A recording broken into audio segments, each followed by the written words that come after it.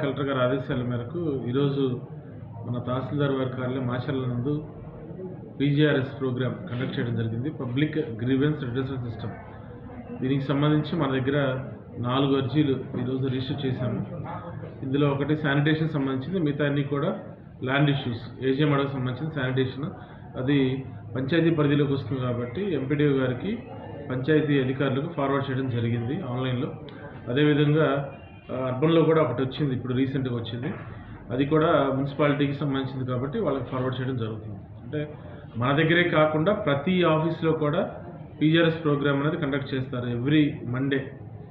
అదేవిధంగా గురజాల ఆర్డీఓ గారి దగ్గర, అదేవిధంగా కలెక్టర్ గారి దగ్గర కూడా కండక్ట్ చేస్తూ ఉంటారు.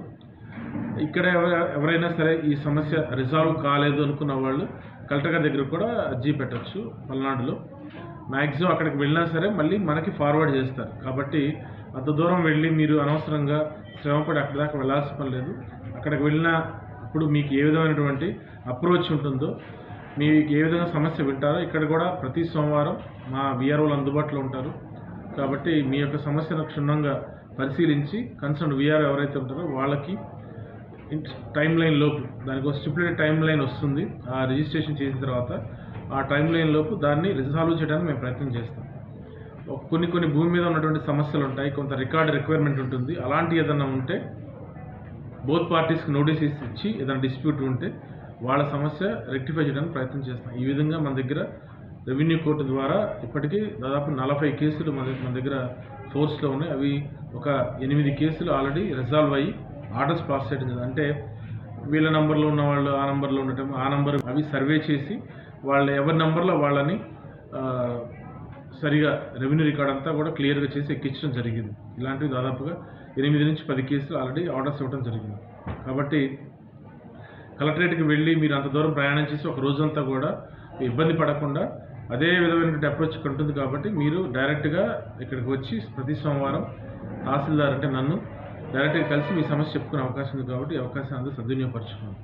దీంతో పాటుగా మన దగ్గర ఇప్పుడు హౌస్ సైట్ సంబంధించినటువంటి సైట్ కూడా ఓపెన్లో ఉంది. కాబట్టి ఇళ్ల స్థలాలు ఎవరైనా సరే కొత్తగా మాకు ఇప్పటివరకు కూడా ఇళ్ల స్థలం లేదండి అంటే వాళ్ళు అప్లై చేసుకోవచ్చు. అది 6 స్టెప్ వ్యాలిడేషన్లో వెరిఫై చేసి మా వీఆర్ఓ ఎంక్వైరీ చేసి రికమెండ్ చేస్తారు. అర్బన్ అయితే మున్సిపల్ కమిషనర్ గారి ద్వారా ఆర్డీఓ గారి దగ్గరికి వెళ్తుంది, తర్వాత జేసీ గారి దగ్గరికి వెళ్తుంది. రూరల్ అయితే నా లాగిన్లోంచి ఆర్డీఓ గారి నుంచి జేసీ గారికి వెళ్ళి వాళ్ళది అప్రూవ్ చేస్తారు. చేసిన తర్వాత ప్రభుత్వం మనకి ఇళ్ల స్థలాలు ఇవ్వమని చెప్పేసి ఒక టైం లైన్ ఇస్తుంది. ఆ టైం లైన్లో వాళ్ళందరికీ కూడా ఇళ్ల స్థలాలు ఇవ్వడం జరుగుతుంది. కాబట్టి ముందు అర్జీ పెట్టుకోవాలి, ఆన్లైన్లో పెట్టుకోవాలి.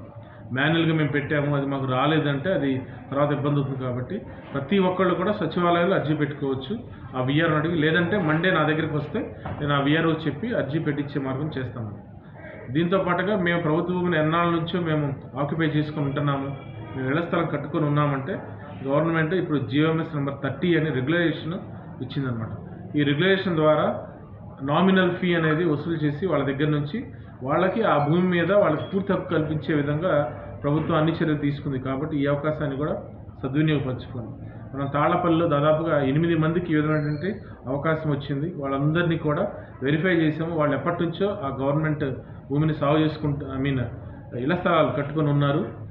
అది గవర్నమెంట్కి ఆల్రెడీ పంపించడం జరిగింది, అది కూడా అప్రూవ్ అయింది ఆల్రెడీ. కాబట్టి వాళ్ళకు కూడా దాని మీద హక్కులు వచ్చే అవకాశం ఉంటుంది. అంటే ఇప్పటి వరకు కూడా వాళ్ళకి ఎన్నో సంవత్సరాల నుంచి ఉన్న ఎలాంటి హక్కు లేదు. కాబట్టి ఈ అవకాశం ఇప్పుడు గవర్నమెంట్ ఇచ్చింది. కాబట్టి అందరూ కూడా అలాంటి ఏదైనా ఉన్నాయి మీరు మండే వచ్చి డైరెక్ట్గా మాకు అప్లికేషన్ ఇవ్వచ్చు. దీంతో పాటుగా ఇప్పుడు మనకి ప్రీవియస్గా 3900 స్మార్ట్ కార్డ్స్ ఇవ్వడం జరిగింది ప్రభుత్వం వారు. గౌరవ ఎమ్మెల్యే గారు కూడా మన ఆఫీస్లోనే ఒక ప్రోగ్రామ్ పెట్టి ఇవ్వడం జరిగింది. అవి ఇంకా మన దగ్గర దాదాపుగా ఒక్కొక్క షాప్కి వచ్చేసి 200 అట్లా పెండింగ్ ఉన్నాయి. మొత్తం మండలం మొత్తం మీద 4000 కార్డులు పెండింగ్ ఉన్నాయి. ఈ 4000 కార్డులు ఎందుకు తీసుకోలేదంటే వీళ్ళందరూ కూడా మైగ్రేట్ అయ్యి కొంతమంది వలసపోయి ఉండొచ్చు, లేదంటే వేరే పనుల నిమిత్తం హైదరాబాద్లోనో లేదంటే బెంగళూరులోనో పనుల కోసం వెళ్ళిపోయి ఉండొచ్చు. వీళ్ళందరికీ కూడా నేను చెప్పే రిక్వెస్ట్ ఏంటంటే మీరందరూ కూడా వచ్చి ఆ స్మార్ట్ కార్డ్ని అందరూ కూడా తీసుకోండి. దాని ద్వారా మీకు ఏదైనా ఆరోగ్యానికి సంబంధించిన సమస్యలు కావచ్చు, లేదంటే పిల్లలకి స్కూల్కి సంబంధించినవి కానీ ఇవన్నీ కూడా మనకి రేపు ఈ రేషన్ కార్డు అనేది అత్యంత ఆవశ్యకత ఉంది. కాబట్టి రేషన్ కార్డుకి సంబంధించి మీరు ఎవరు కూడా నిర్లక్ష్యం చేయొద్దు. ఈరోజు ఆల్రెడీ మేము మున్సిపాలిటీలో మన అర్బన్లో కానీ రూరల్లో కానీ మైక్ ద్వారా అనౌన్స్మెంట్ ఇచ్చేసి అందరినీ కూడా తీసుకోమని చెప్తున్నాం.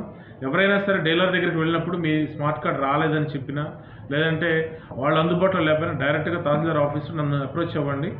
మీకు స్మార్ట్ కార్డ్ ఇచ్చే విధంగా మా విఆర్ఓ ద్వారా మీ అందరికి కూడా పంపిణీ అయ్యే విధంగా చెప్తాను.